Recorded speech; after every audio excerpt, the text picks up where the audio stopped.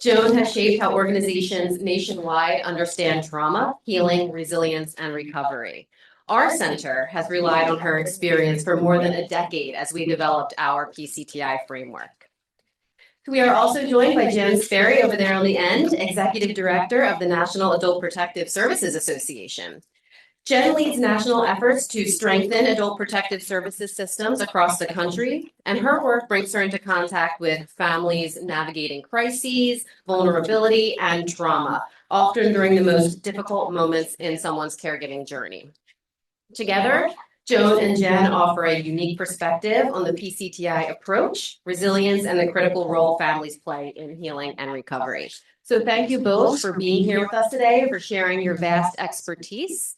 And thank you all in the audience for being here and ready to talk about an issue that touches millions of families across the country.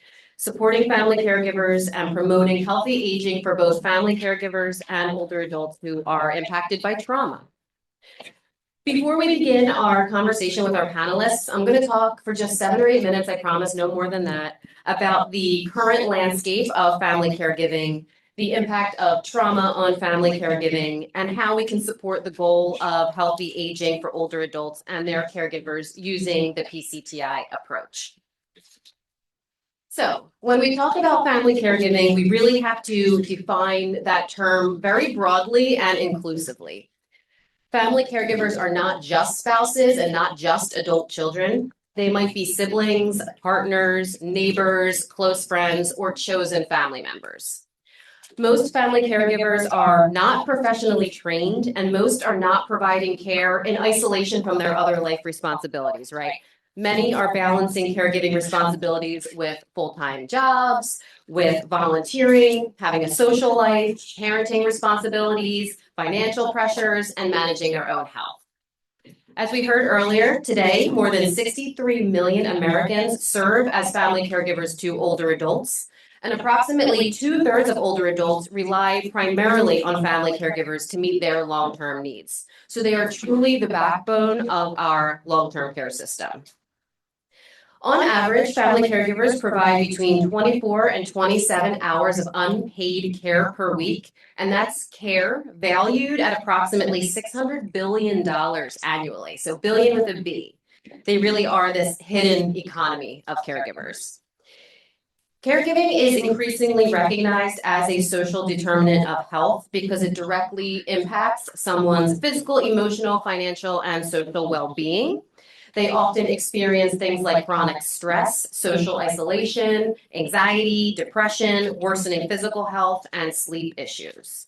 Yet, they are still frequently overlooked by many healthcare settings.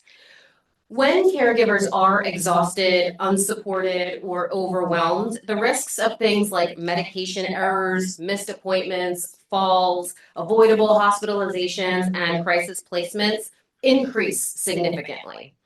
And caregiving becomes even more complex when we add trauma into it, to no surprise to anyone here. At its core, trauma really does disrupt a person's sense of safety, control, and agency. Family caregiving sometimes creates some of those same feelings among caregivers as well. That uncertainty, the emotional overload, the financial strain, and the constant vigilance really can trigger feelings of fear, stress, helplessness, and anxiety. Caregivers supporting older adults with trauma histories may not know how to recognize trauma symptoms or triggers, or they may not really know how to sensitively respond to trauma-related behaviors, right? They might fear re-traumatizing an older adult, or, as their loved one is struggling, or they may not want to navigate systems that they have traditionally distrusted or that the older adult distrusts as well. And in many cases, caregivers themselves have experienced their own trauma in addition to experiencing the trauma of the older adult. That could be intergenerational, historical, or cultural. Some caregivers care for parents that were or are abusive. Others carry trauma related to healthcare discrimination, violence, poverty, military service, and so much more. And caregiving does evolve over time. We know that caregiving responsibilities tend to intensify as needs increase, right? Relationships shift. A spouse becomes a nurse, a daughter becomes responsible for intimate personal care, a partner becomes a full-time care coordinator. So that role ambiguity really does start to create those feelings of uncertainty that we talked about before and that loss of control related to trauma. However, and I think this is really, really important to highlight in this conversation, caregiving can be deeply meaningful and rewarding to a caregiver.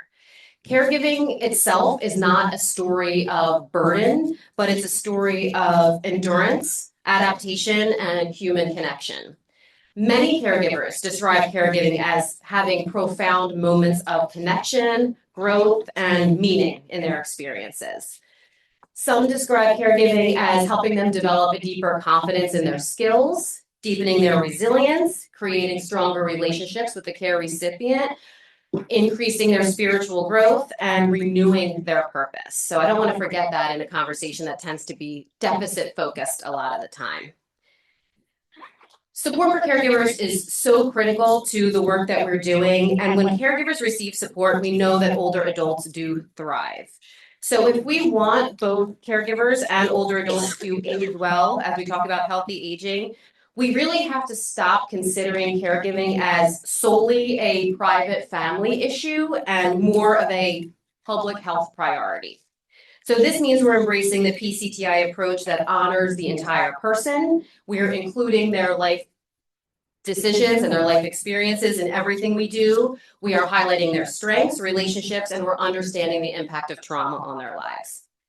So before I wrap up and move us into our discussion, I do just want to share a quote that I really like from a family caregiver. Caring for a loved one can be challenging and gratifying. As a caregiver, it's essential to find moments where you can add joy, happiness, and purpose to your life. Looking back, I realized my caregiving experience taught me how to live, how to observe the small details in life, how to listen attentively to storytellers, paying attention to how my mother cares for her antiques, most of which are older than I am. But most importantly, I began living a fulfilling life, one that had purpose and meaning, helping to care for an aging population.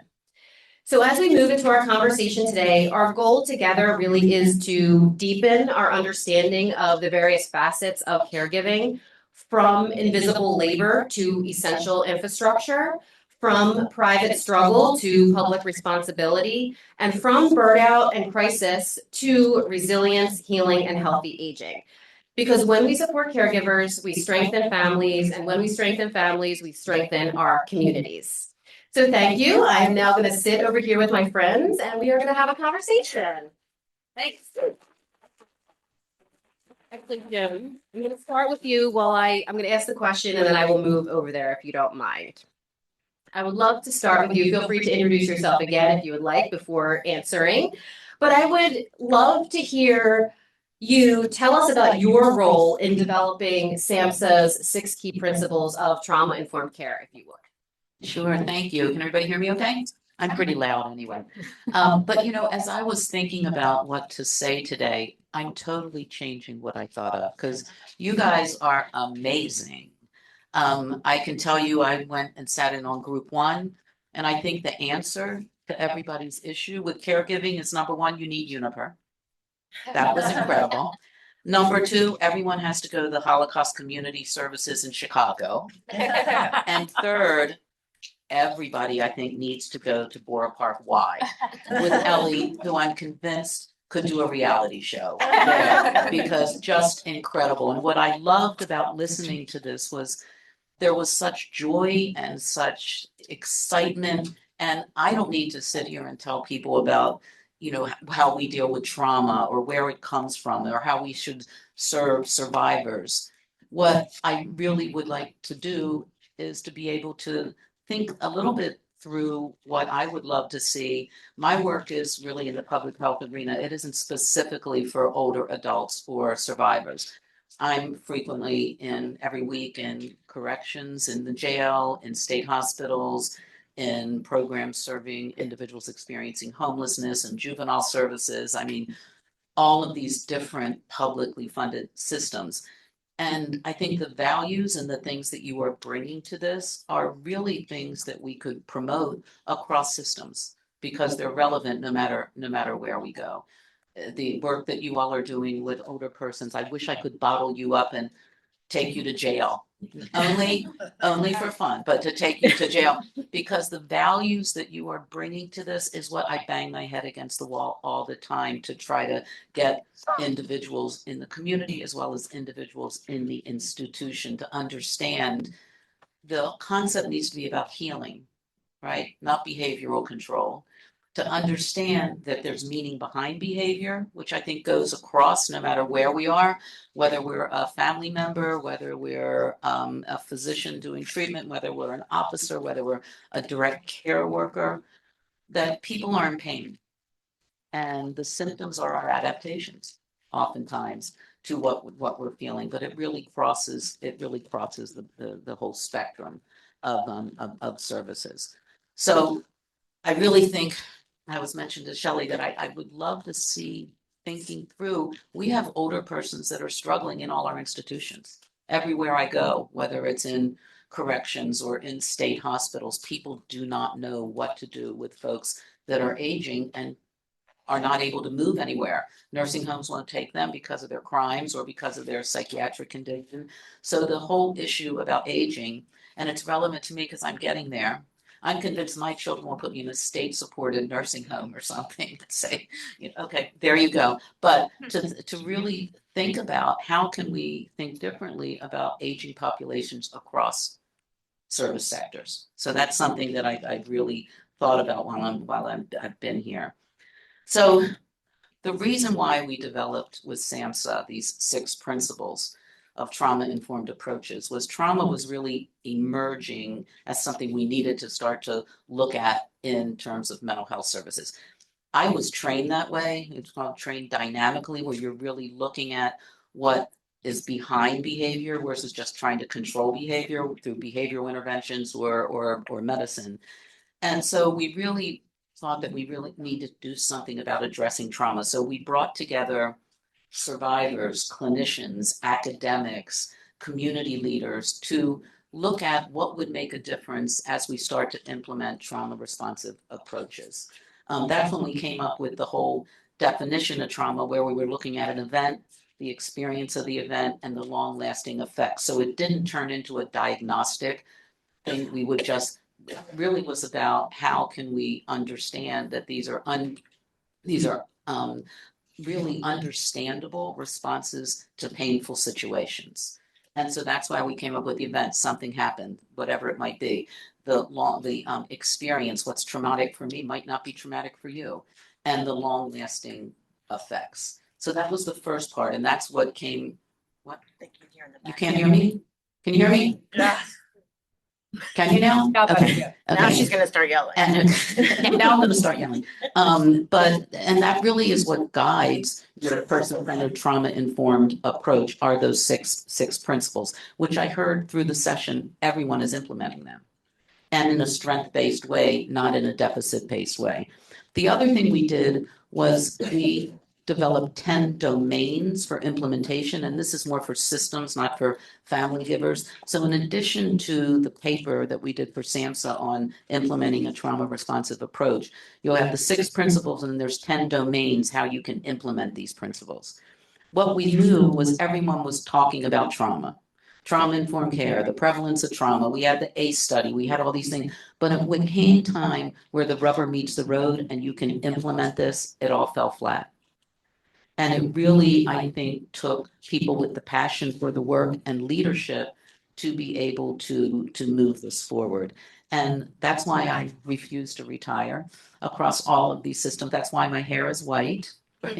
But to really start to inform systems that we can reduce violence, we can reduce burnout, we can help our staff as well as those that we serve by implementing these principles.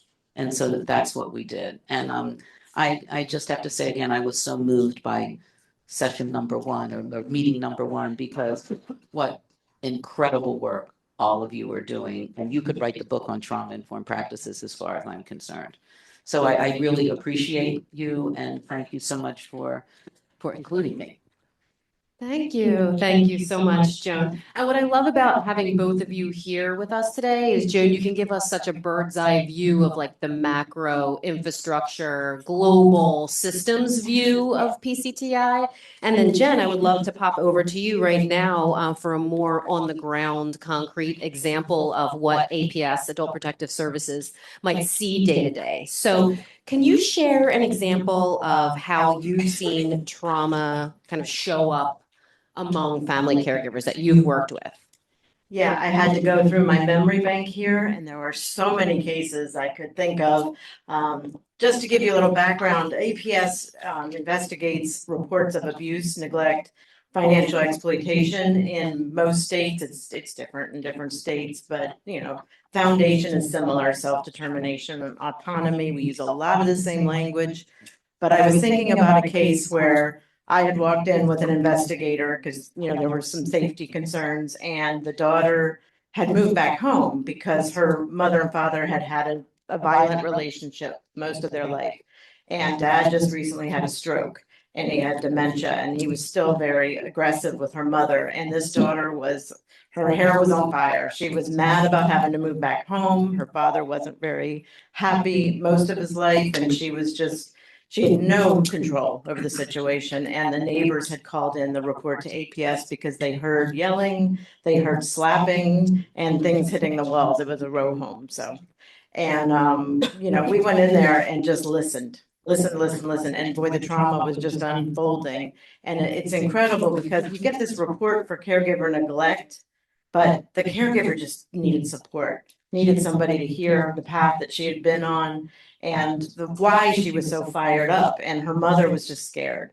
So it was one of those success stories because this family was ready. They were ready for some help, and we were able to put in services. We were able to get them into a caregiver support program, but it was quite a long road to get them into the actual program. But we were able to kind of put a quick fix on it until they got to a lot of the programs I hear you all presenting on. I'm like, oh my gosh, APS would love this because we're getting cases every day, and it's finding people like you out there to take it and run. So, but caregiver neglect is often not neglect. It's just they don't know what to do, and they're dealing with histories with their parents or the people they're caring for. So, Thank you, Jen. I just wanted to follow up quickly.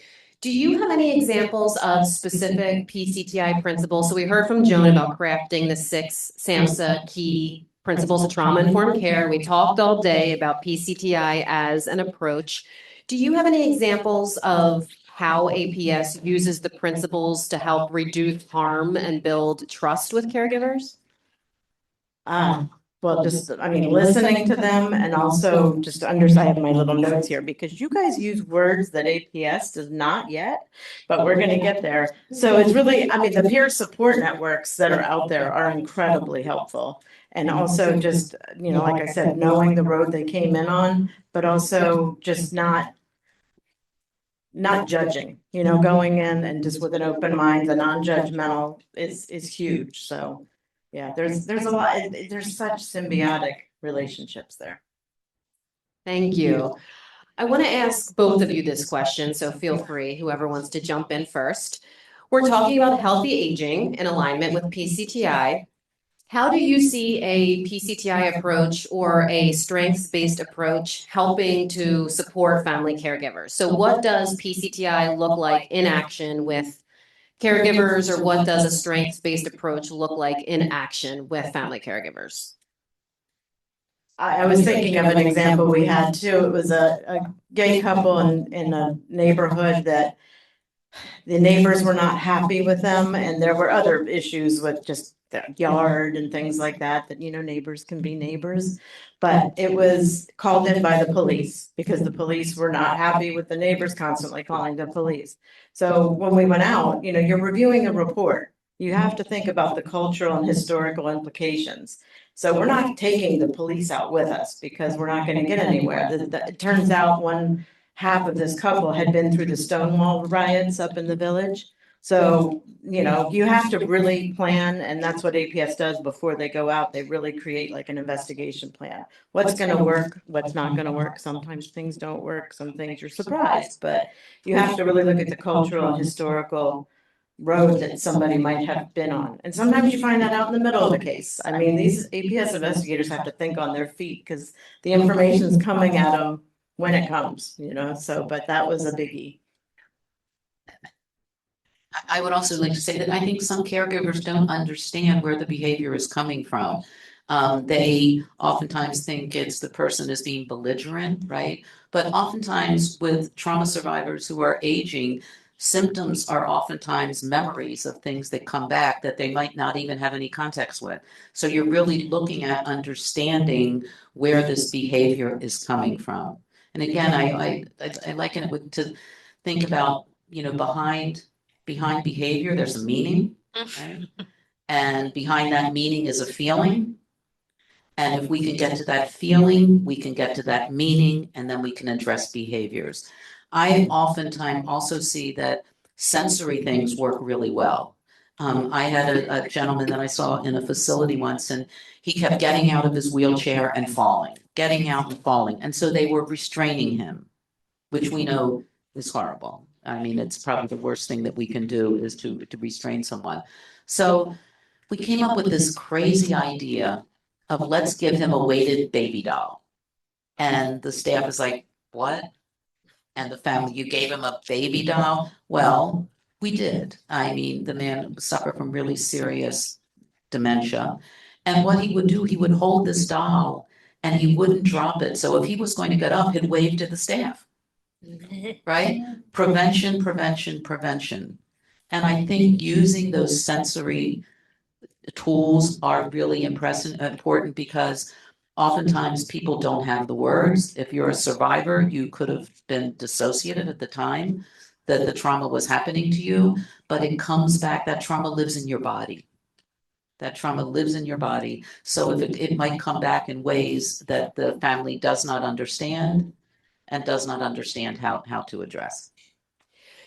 Joan, I'm so happy that you said that. You really created a pathway to my next question for you. A central theme of your work is this idea of behaviors as adaptations. So you were just starting to talk about that. Is there anything else you want to say about that? Sometimes we might view clients as like troublesome or non-compliant when we don't understand trauma. So is that something that you see? And can you tell us a little bit about behaviors as adaptations, if there's anything else you want to add? Well, I mean, I think that's kind of the premise of all of this. I mean, you're looking at where the behavior comes from, just looking at the behavior, which, we often medicate, right? And that's what we do. And medication almost works most of the time. Right. So looking at, you might have someone who picks, right, for example, or pulls their hair out or cuts or self-injures that we do see. And oftentimes when I was training, I was told it was manipulative, attention-seeking, borderline. But if we think of it as solution-seeking, like how bad do I have to feel that the only relief I can get is controlling externally what I can't control internally. So you look at understanding that those symptoms are adaptive, right? It's what we do in order to cope. And I think then we look at ways to help get to that feeling so we can reduce those symptoms. Thank you. So what's the difference of not using PCTI versus using PCTI? How does trauma-informed practice shift the outcomes for older adults? What is so key to being PCTI that makes it so impactful? I can take this one. Everything. But it's really giving like APS is rooted in the client themselves is the only one that we are out there charged to serve. Not the landlord calling in, not the neighbor, saying, I don't like the way they're doing their lawn. So when you go out, it's giving that control to the client and letting them make decisions. The hard part is when you have an APS worker with 50 cases on their caseload, they want to get in and out. They want to rush. I've seen it in action. So I'm always beating the drum of more funding on the federal and state level just to keep caseloads down, get more personnel that can go out and take the time, receive the training, things like that, to be able to take the time and listen to the clients, give them the control, give them the ability to make the decisions about their life, and also just unwrap what they've experienced. Because there could be triggers, people coming in and caring for them, and that can create a whole other snowball, but it's really all about control and choice. Great. For caregivers who are carrying trauma their own, or maybe they're re-traumatized through the caregiving experience, do you have any go-to strategies or resources that you would like to throw out there for the group? For the caregivers, no, this is new for me in terms of dealing with caregivers for older persons. But I think training, if you could have some kind of groups or be able to offer trainings for caregivers, and I'm sure many people do, that I think that makes a huge difference because they don't know. They don't know. I think they need to know that everything from anxiety to fearless and for fearness, for sleep disturbances, irritability, avoidance are oftentimes responses to trauma. So there's a meaning behind that.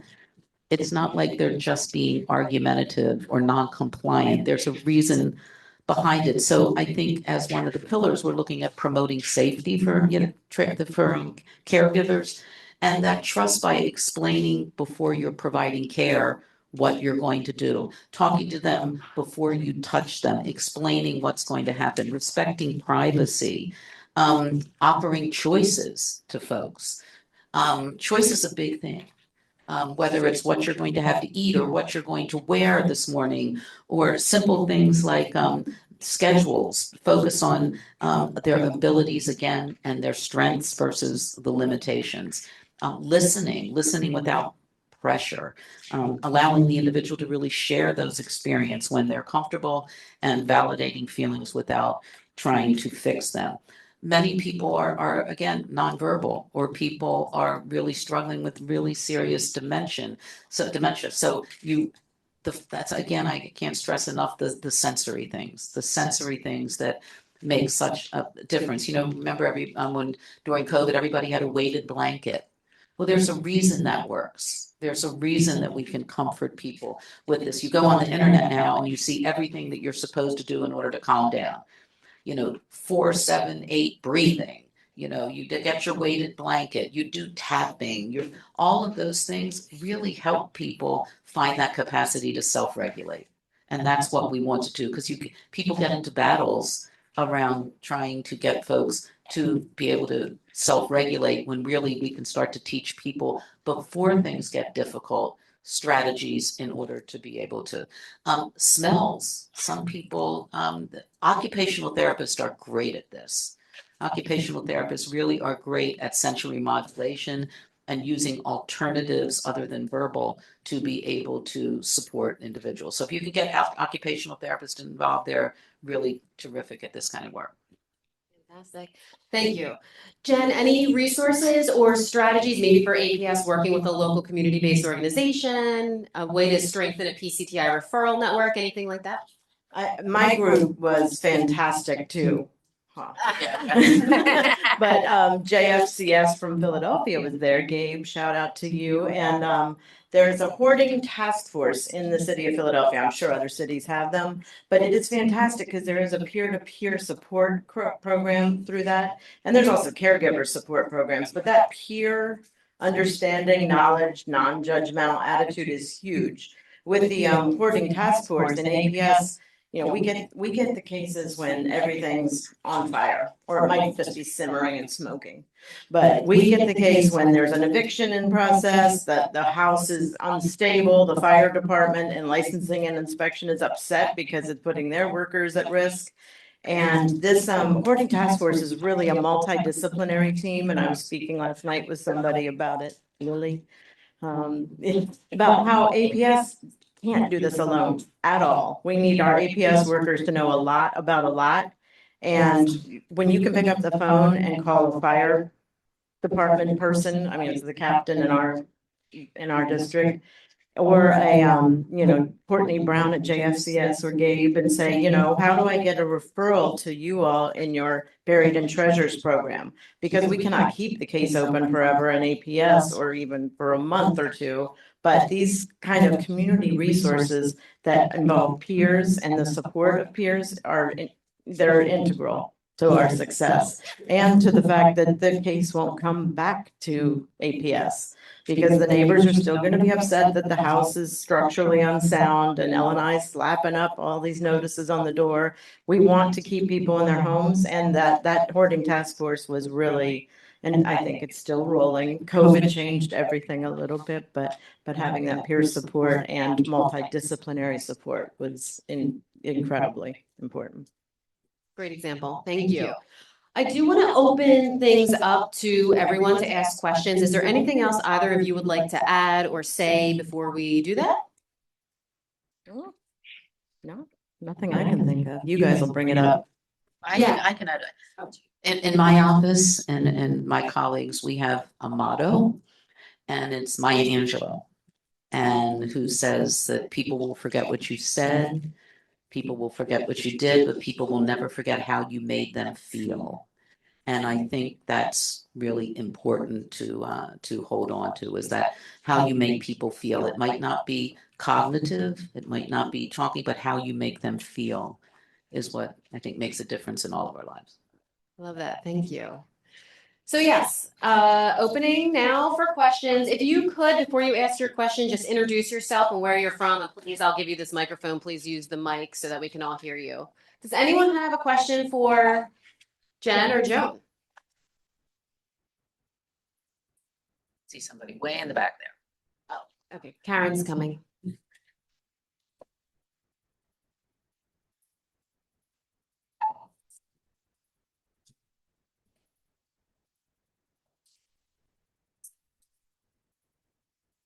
Kendra Ray, NJHF Lenora. Thank you so much for your presentation. I'm so curious about the doll. You mentioned the weighted doll, and how did you choose the type of doll that you would give the person that you talked about? I just kind of made it up. I knew we had to do something, and we needed to keep him coming out of the chair. You can get the weighted dolls at Target or on Amazon. I just got one for a young girl in the juvenile justice system who had a baby doll, and she was on a unit, and the girls were bullying her, and they smashed her the baby doll's head. Talk about another trauma, right? So I called Amazon. I had one delivered to the facility the next day, because that weighted really helps people feel secure. Now, when it worked so well with this guy in the facility that the director said, I'm going to buy baby dolls for everybody. I'm like, no. Everybody doesn't need a baby doll. We're not infantilizing people. This worked for him. Although interesting, my brother had Lewy body dementia, brilliant man who got ill very early, like at 75. And he was in a dementia care center, and he also was experiencing getting up, getting out of bed, very agitated. And he had just gotten a dog before he went into the facility. And I said to his treating psychiatrist, I'm going to bring in a weighted dog. And he said, okay, if you think that will work. Well, it did. He sat there, but it was weighted, so it felt like a real dog. And it really helped him too. So it's just thinking creatively, right? This is no evidence-based doll therapy, right? It's really just thinking creatively on what we think will be able to reduce that anxiety and help people calm.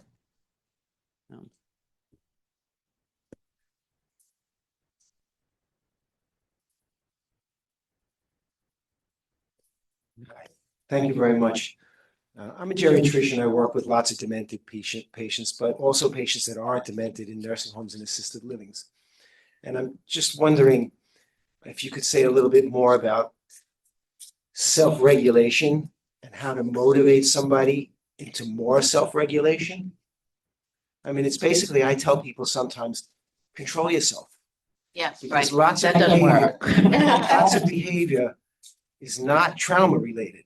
It's reactive to disability. Well, Somebody that's true. can't get That's out of trauma a too. wheelchair. If somebody can't get out of a wheelchair and walk, they keep trying because nobody helps them. Yeah. They call for help and nobody comes, so they start hollering. So it's not really trauma related. Well, no, that's right. And then they're labeled difficult, non-compliant, attention. They get all those labels with them, And they right? get medicated. And they get that, and they get medicated, right? One of the things that we do, we have a whole trauma-focused intervention, which probably wouldn't be relevant for you, but I can certainly send you all of the strategies that we use, that we can teach. Sometimes it's very, very simple, like breathing up with this, you're up, down, up, down. I mean, sometimes it's that simple, but it helps people regulate. Sometimes we had people that were self-injuring, but giving them those atomic fireballs that we used to have as kids that hold it under their tongue. This sounds not very scientific, but some of these things work. So I think you have your aides start to introduce it to them because it helps people be empowered that they're not losing control. People don't want to lose control. They do it for a lot of the reasons that you're saying. So to try to find these strategies because you want people to not go from 0 to 100, but to be able to stop at 50. And that's what it is. Calming strategies, right? And I can send you our whole manual that has all these kinds of things. It's amazing to me what coloring does to people, right? I mean, sometimes those adult coloring books, when you can do the mandalas and all that, but there's a thing about coloring. It's that repetitive movement that is very healing, particularly little OCD. You can do this and be able to heal. I was in one psychiatric facility recently where the whole unit was coloring. And it was really calm, but there's something soothing about this. So I think you find if people are laying there with nothing to do, I mean, that's when you see people again become dysregulated, which I would too. Who wouldn't, right? And even times some of the facilities, you might have rec or something that doesn't happen 24 hours a day. So what can we do when people are in their rooms or without the services coming to them to help them regulate? So I can send you that stuff if you want. I'd like to just add something, because advocating for better staffing ratios in nursing homes also helps. My colleagues at the Consumer Voice are constantly on the Hill trying to advocate for it, because you said it. They need help and there's no help, so they try to get up and then they fall, and it's horrific what's going on with staffing in nursing homes now. And APS only investigates in nursing homes in about half the states, so just had to add my 2 cents for Lori. I think that also that anxiety of where you are, right? And just being in that institution causes. It's traumatic. It is. Aging and disability is a trauma. Aging period is, right? But with a disability, absolutely it is. And that fear of all the different doctors you go to, the fear of watching your peers get taken out in the ambulance. I mean, it's a highly traumatizing environment. Can you hear me? Oh, hi, I'm the doctor. Hi, my name is Emily Hinault. I'm with Advancing States.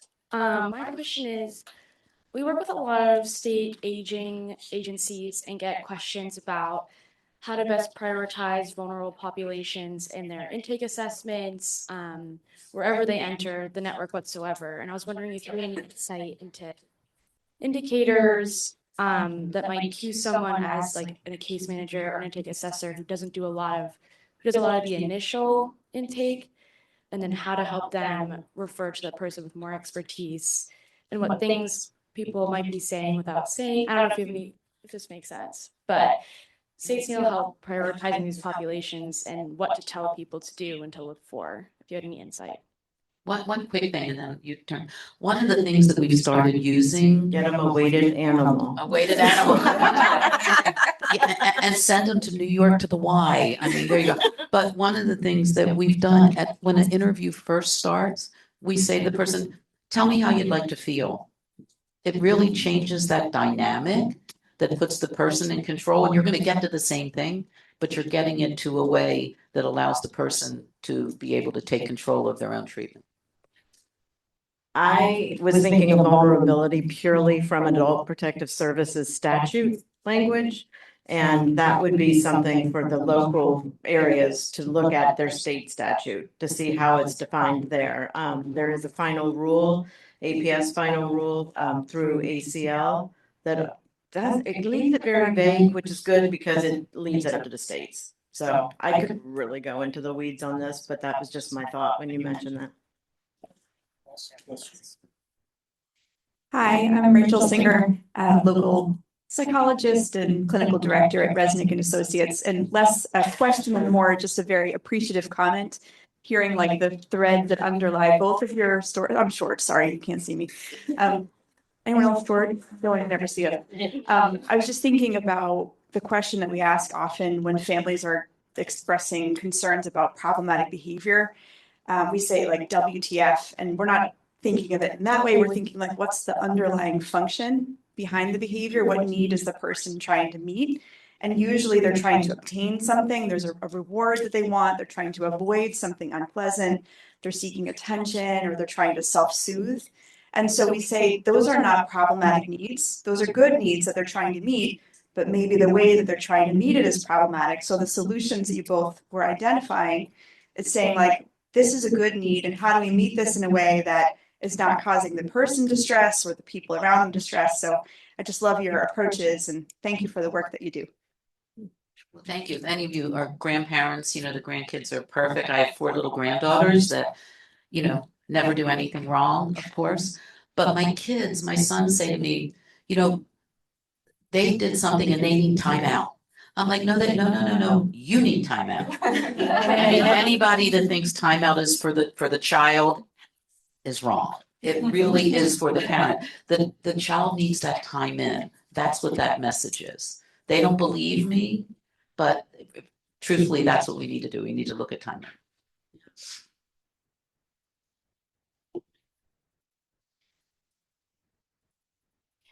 Hi, I'm Fofi Constantino. I'm from the University of Cyprus in Nicosia, and also president of the American Congress of Rehabilitation Medicine.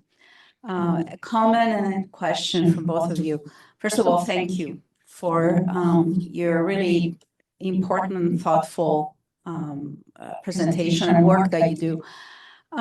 We know that a lot of people seeking protective services, and also people who are incarcerated also have neurological and neurodevelopmental and or neurodevelopmental conditions which place them at high risk for behaviors that require attention.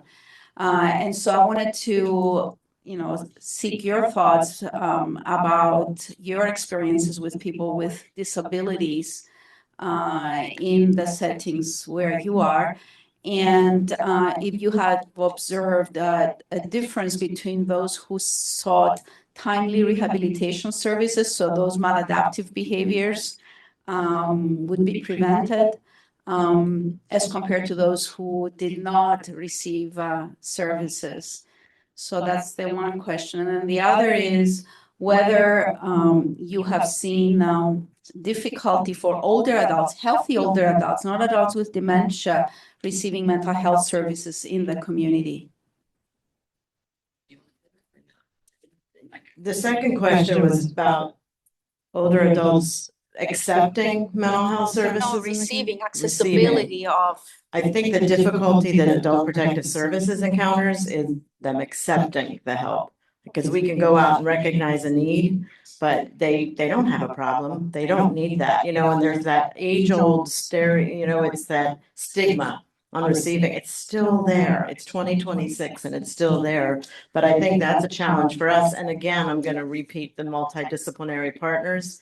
Because if you have a good Department of Behavioral Health in your area, to have those partners that can go out with you, start building those relationships, that's the challenge APS sees. I mean, as far as accepting, I hope I didn't sideskirt your question. I would suggest the National Association for Directors of Developmental Disabilities. They are doing a lot of work on head injury. And we have been looking at that in facilities. At DC Jail, for example, we're going to start a whole program on head injury because the prevalence of head injured individuals in corrections and in the psychiatric system. So they're all in the wrong systems, but they're treating a psychiatric diagnosis when that isn't what it is. And so we're just, as a matter of fact, I just worked with this yesterday with someone, with the medical director there. And so we're looking at that. But if you look at the National Association of Directors of Developmental Disabilities, they have a center called the Link Center. And that's exactly what they're looking at. They're funded to be able to start looking at that prevalence of head Yeah, injuries. it's well documented. It's- That's high.